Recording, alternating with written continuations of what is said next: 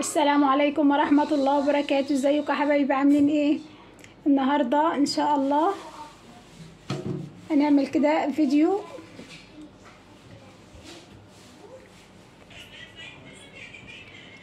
نخزن كده مع بعض اللحوم تكفينا حوالي 10 ايام. انا جبت فرختين كبار يعني 5 كيلو ونص. انا قطعتهم، غسلتهم بقى ونضفتهم كويس جدا وقطعتهم بالشكل ده. طبعا خليت الصدور سليمة، نستخدمها بقى كده في وصفات. اعمل مكرونة بشاميل، مكرونة بالصلصة، شاورما.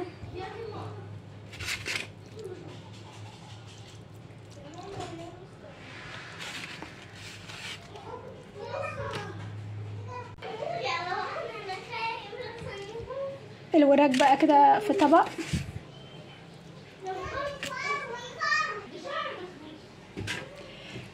الأجنحة كده في طبق. الله أكبر الله أكبر، أشهد أن لا إله إلا الله وأشهد أن محمدا رسول الله.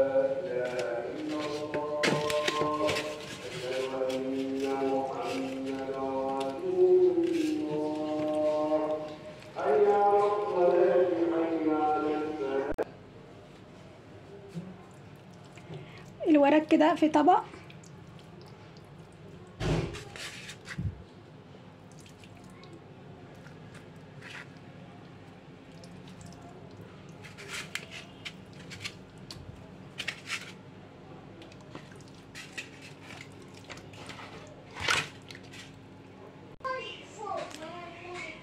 قسمنا بقى الفراخ بتاعتنا في الاطباق بالشكل ده. يعني قلنا دول فرختين كبار، قسمناهم كده كام طبق.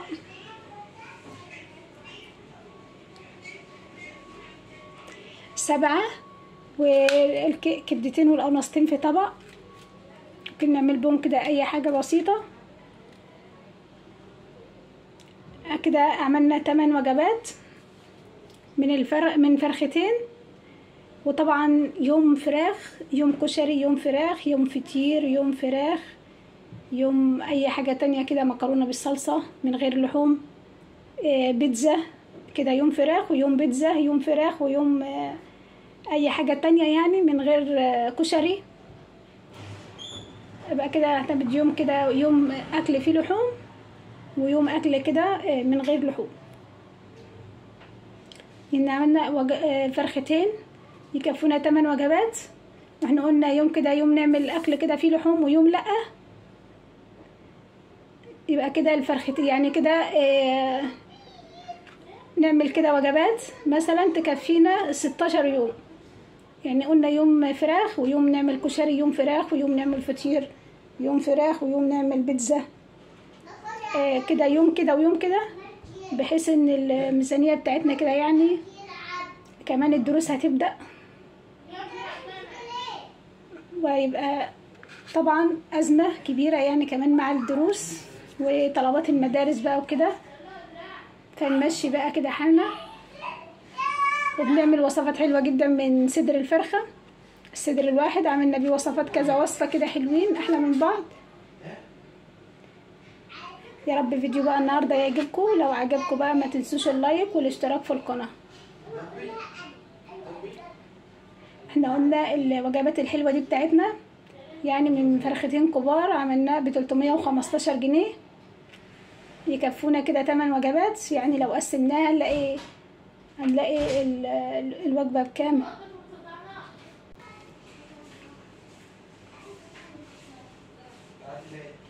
يبقى عملنا كده الوجبة، يعني الوجبة بحوالي 40 جنيه. مش شرط بقى مثلا في طبق كبير وفي طبق صغير. المهم يعني ايه الميزانية معانا يعني تظبط شوية.